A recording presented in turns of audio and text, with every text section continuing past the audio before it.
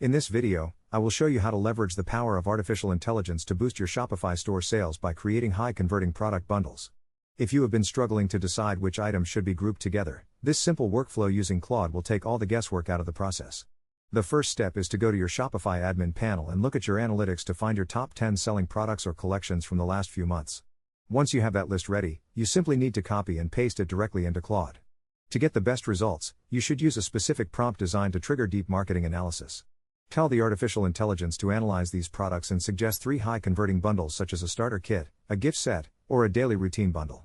Make sure you also ask it to explain exactly why these items fit together naturally based on customer behavior and product utility. Within seconds, the AI will provide you with logical, data-backed bundle concepts that make sense to your buyers. This is a game changer because it identifies hidden patterns in what your customers are already buying, allowing you to suggest complementary items they likely already want. For example, it might notice that customers who buy your primary cleanser often buy a specific moisturizer, leading it to suggest a glowing skin routine bundle. Seeing the reasoning behind these suggestions helps you write better sales copy for the bundle pages as well.